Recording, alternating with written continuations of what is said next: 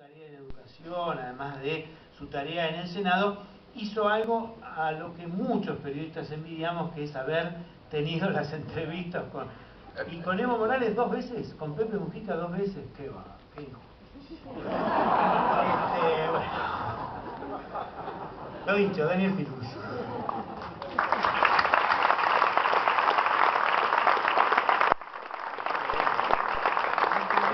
Gracias, Eduardo. Primero, para completar lo que señalaba Eduardo recién, de lo que escuchamos varios, dijo Carlos hoy, el papel de los medios, porque Carlos enfatizaba que justamente eso que se veía como un éxito de la ciudad, al mismo tiempo señalaba como un fracaso del YPF, que había conseguido recursos para la inversión productiva más baratos. Entonces, mientras que para el caso del YPF se lo veía como un desmérito, se vanagloriaban de estos recursos que había conseguido la ciudad, cosa que si no lo hubiera hecho Carlos no lo hubiera sabido y no se lo hubiera podido contar a ustedes ahora acá, pero es una demostración más de cómo los medios transforman realidad. Lo segundo es en cierto sentido fortalecer la idea que dijo Eduardo, pero al mismo tiempo desmentirla, el tema de las precandidaturas. Debo confesar que yo hasta ayer a la noche, nosotros hasta ayer a la noche, éramos precandidatos, pero por lo que señala Carlos de la concentración de la riqueza, hubo unos millonarios que hicieron, de la mano de un agente encubierto, barovero, que no pudiéramos transformar la candidatura realmente en un triunfo. Pero como saben, siempre la vida da revancha. Tendremos la posibilidad.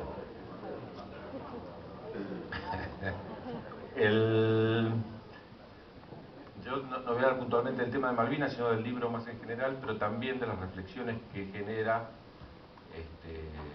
la posibilidad de discutir, como ha hecho Carlos recién, y como seguramente va a hacer Jorge después, el qué vendrá y cuáles son nuestras propuestas hacia el futuro. Yo creo que, y por eso hemos hecho todos el esfuerzo de ir a Río Cuarto en aquel momento y de estar hoy aquí discutiendo, porque es muy importante debatir varias cuestiones de cara al proceso electoral que se avecina. Es importante seguramente hacer un balance de todo lo que logramos. Es muy importante hacer, después de ese balance, una revisión de cuáles son las asignaturas pendientes. Es central, como se plantea en varios trabajos del libro, después de hacer un balance y ver las asignaturas pendientes, poder explicar concretamente cómo se logran esos objetivos, cuál es el programa de gobierno, cuáles son las políticas públicas que necesitamos para transformar.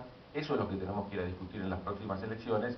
Y como señalaba Carlos recién, el cuarto elemento que es muy importante es, sin lugar a dudas, cuál es la herramienta política que nos permite tener la correlación de fuerzas necesarias como para poder llevar adelante estas transformaciones que implican no solo consolidar, es algo que dice Jorge muchas veces, que la única forma de consolidar es profundizar. Si nos quedamos, claramente retrocedemos. Pues al mismo tiempo que tenemos que consolidar, tenemos que ver cómo avanzamos en estos temas que no son pocos. Yo quiero señalar, de la mano quizás de lo que dice García Linera, dar un debate respecto de en qué campo vamos a dar estas elecciones y en qué campo vamos, en qué escenografía, en qué escenario vamos a discutir de cara a las elecciones de 2015 para ver qué pasa en la Argentina después del 10 de diciembre. Yo simplemente quería señalar que cuando uno mira la historia argentina, la generación del 80 había logrado, y creo que fue el éxito fundamental, tener una hegemonía respecto de su proyecto. ¿Cuál fue el milagro de la generación del 80? Hacer pasar el proyecto de la oligarquía como el proyecto nacional, el proyecto de unos pocos como el proyecto de todos. Eso es lo que construye hegemonía, y si esa hegemonía duró hasta el 45. Es el peronismo el que rompe con ese modelo de país que parecía que era para todos, pero que era para unos pocos, que era un modelo agroexportador, y logra colocar en el centro otro debate y otra discusión del 45 al 55, que es el debate respecto del papel del Estado, el debate respecto del proceso de industrialización, el debate respecto del lugar central que ocupa el trabajo en la construcción de una nación, el lugar central que ocupa la posibilidad de tener autonomía en las decisiones. Cuando uno dice soberanía económica, independencia política, cuando uno dice justicia social, sintetiza una nueva hegemonía. El peronismo construye una mirada y un escenario que en la Argentina va a durar mucho. Yo creo que aún sin Perón, esa mirada, y es lo que explica en buena medida la vuelta de Perón en el 73, dura hasta el 76. en buena medida. Lo que quiere hacer la dictadura militar es tirar abajo una estructura y una mentalidad en la Argentina que colocaba al Estado en un lugar central, que colocaba la autonomía y la independencia del país y la soberanía para tomar decisiones, que colocaba el trabajo, los trabajadores y los sindicatos en un lugar central de la construcción nacional. ¿Qué dice Martínez Llosa en el 76?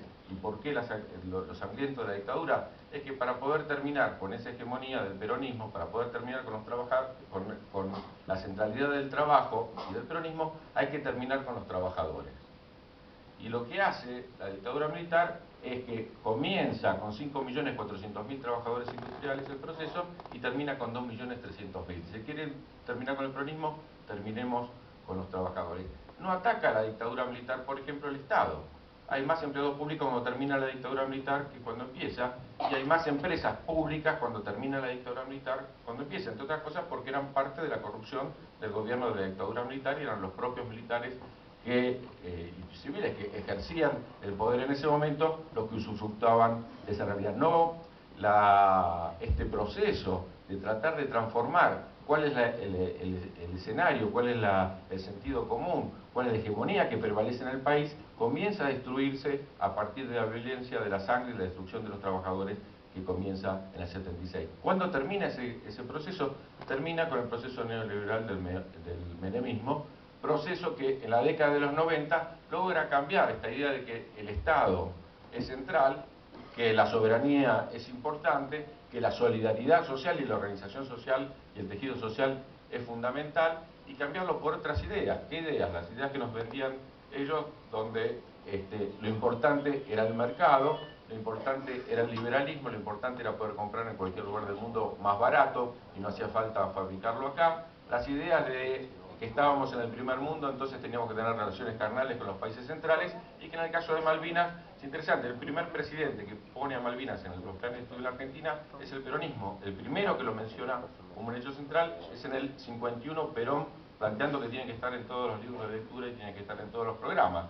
Y quien nos plantea relaciones carnales y que nos plantea en última instancia la política de seducción hacia Malvinas y quita el tema de la soberanía como un tema central es justamente el neoliberalismo en la década de los 90. Quiero decir que logra entre la dictadura y el neoliberalismo tirar abajo una estructura consolidada en Argentina de pensamiento, de ideología, de sentido común y de perspectiva, que termina, sin lugar a dudas, en la crisis tremenda, la más profunda en la economía y la más profunda en la política de representatividad del 2001 y el 2002. Es esa crisis y la profundidad de esa crisis, como diría Foster en algún trabajo, que genera la anomalía del kirchnerismo, no pensada, no como fue el peronismo, el fenómeno maldito de la burguesía en la Argentina de mediados del siglo, es el kirchnerismo lo no esperado que surge de la crisis más profunda, que con el 22% de los votos, Néstor llega al gobierno. ¿Qué tiene que cambiar? Tiene que cambiar muchas cosas de la política, pero también algo que yo no le entendía a Néstor acompañándolo en todos los actos, que él repetía siempre, no sé si se acuerdan ustedes, lo que tenemos que recuperar es la autoestima. Y que él repetía siempre, ¿quién le interesa la autoestima? Que los psicólogos se preocupan de autoestima. Pero esta cuestión de que los argentinos podemos transformar, podemos cambiar, podemos recuperar las perspectivas históricas que nosotros tuvimos, era algo permanente en Néstor, y creo que junto con esas dos cosas decía, hay que salir del infierno y la autoestima. Y lo planteaba una y otra vez, y creo que hace a la esencia del proyecto. Cuando nosotros vemos los procesos electorales de 2007 y de 2011, esos procesos electorales se dan en un escenario y en un sentido común, y a lo que diría García Linera, una hegemonía de concepciones totalmente distintas. Dejamos de lado el libre mercado para plantear que es el Estado el que tiene que conducir el modelo de desarrollo. Dejamos de lado el individualismo para plantearnos el tema de la organización social como un eje central. Dejamos de plantearnos la especulación financiera y el trabajo informal y la flexibilización del trabajo para plantearnos que el eje central es la producción, es el trabajo y el trabajo registrado. Dejamos de plantearnos nosotros aquellos ejes centrales del modelo liberal, que hay que explicarlo, no es solo una cuestión ideológica. No, hay un viejo trabajo de Lobolo que lo explica con bastante precisión. No es que nosotros dejamos de querer el estado de bienestar. Lo que le explica con datos muy concretos es que primero ellos nos transformaron el estado de bienestar en un estado de malestar. Destruyeron ese estado y después decimos, bueno, entonces si no funciona el teléfono, privaticémoslo, si no funciona aerolíneas, privaticémoslo. Lograron una conciencia, pero no solo a partir de una discusión ideológica, también de un trabajo que tiene que ver con la destrucción de aquellos valores fundamentales y de aquellos elementos económicos centrales para el modelo de Argentina que nosotros teníamos. ¿Por qué planteo esto? Porque nosotros hemos dado dos debates electorales muy importantes y hemos planteado en las transformaciones profundas que encabezó Néstor y luego continúa Cristina, hemos planteado ir contra el sentido común de los 90. Hemos planteado que no es que algunos se salvan con la jubilación, sino que mejoramos la jubilación de todos. No es que algunos están mejor, sino que todos estamos mejor si todos estamos bien. Y este conjunto de elementos centrales significan, por supuesto, cambios económicos, de los cuales ha hecho referencia recién mucho Carlos, pero también implican cambios culturales profundos. Y en nuestra sociedad hay ciertos caminos a los cuales no quiere volver, y tiene claro que no quiere volver a esos caminos. Esta centralidad del proyecto kirchnerista, esta centralidad en la escena del debate, aún con situaciones difíciles como las que tuvimos pasar, obligó a los sectores de la oposición a venir a discutir a nuestro campo. Nadie se anima a decir que hay que privatizar las AFJP. Nadie se animó en las elecciones pasadas a decir que hay que privatizar YPF. Nadie se animó anteriormente a plantear que hay que terminar con la asignación universal por hijo. Nadie se animó a decir que hay que liberar las fronteras para que entren todos los productos lo más baratos posible de afuera, aunque se destruya la producción nacional. Nadie planteó en las dos elecciones anteriores revisar la política de derechos humanos y que los genocidas vuelvan a caminar libremente por las calles. Las dos elecciones anteriores se dieron en el contexto de una presencia del pensamiento que lo podemos nombrar como kirchnerista, planteado nacional y popular desde el 2013 en adelante, que impidió que haya un modelo alternativo. ¿Por qué sacamos el 54% de los votos con el liderazgo de Cristina y la fuerza que nos siguió tuvo 30 puntos menos? Porque no hubo otro polo, no hubo una polarización, porque no había un modelo alternativo. Venían a discutir sobre nuestro modelo y algunos decían, bueno, hay que hacer esto, pero mejorarlo un poquito. Digo esto mirando García Linera, que escribe en una excelente revista que dirige un amigo que está acá en esta mesa, Miradas al Sur, donde plantea García Linera que justamente por qué gana Evo en Santa Cruz y por qué gana en Pando. Porque la derecha no logra hacer un proyecto alternativo, aún en los lugares que hegemonizaron históricamente, y tiene que venir a discutir al proyecto oficial. Y es el proyecto oficial, el proyecto de Evo, el proyecto pluricultural, el proyecto del papel del Estado central, el proyecto del poder territorial, el que hegemoniza el debate. Yo termino planteando qué va a pasar dentro de pocos meses en la discusión electoral del 2015. Y este me parece que es el eje central. Si nosotros, desde nuestra perspectiva, los que venimos construyendo del 2013 en adelante, todos los días, con las dificultades y con las asignaturas pendientes que tenemos, cedemos el centro del debate respecto del eje central de las políticas que hicimos durante todos estos años y en las que tenemos que profundizar y seguir, estamos perdidos. Hoy la derecha no es la derecha del 2011. Hoy la derecha claramente tiene un candidato y ese candidato sí plantea antagonizar con el modelo nuestro. Hoy se anima a decir que, y varios se animan a decir que en realidad hay que terminar con el tema de los derechos humanos y que es un negocio, se animan a decir que hay que privatizar las cosas, hoy se animan a decir, a tratar de plantear un proyecto antagónico. Si nosotros vamos a discutir en la esfera del discurso, en la esfera del sentido común, del proyecto antagónico, nosotros estaremos perdidos, porque no tenemos a Cristina como candidata, y Cristina en sí misma representaría la esencia de todo nuestro proyecto. Entonces yo termino señalando que este debate que pretende dar este libro, que pretendió dar la jornada de Río Cuarto, que hay que incentivar y que no conozco ningún modelo transformador que no sea un modelo que se discute día a día, que plantea diversidad, que plantea pluralidad de opiniones, que crece a partir de la síntesis, de la dialéctica del pensamiento y de las perspectivas diferentes, pero que se unifica respecto de cuál es el camino central. Si nosotros cedemos el eje del debate, insisto, electoral, y cedemos la agenda electoral a los temas que nos plantean, como los ataques que hoy estamos recibiendo puntualmente desde todos los lados y fuertes como nunca nos hubiéramos imaginado que le íbamos a recibir, si nosotros cedemos la iniciativa respecto a los temas centrales, estaremos aportando al proyecto antagónico. Entonces, en la decisión de cuál es el programa, en decisión de cuáles son las propuestas nuestras, en la decisión de cómo consolidamos y avanzamos, me parece que está el secreto de la discusión de esta candidatura y de la posibilidad de que en el 2015 se profundice, se consolide el proyecto. Sin lugar a dudas, estamos planteando una cuestión que hace al futuro del país.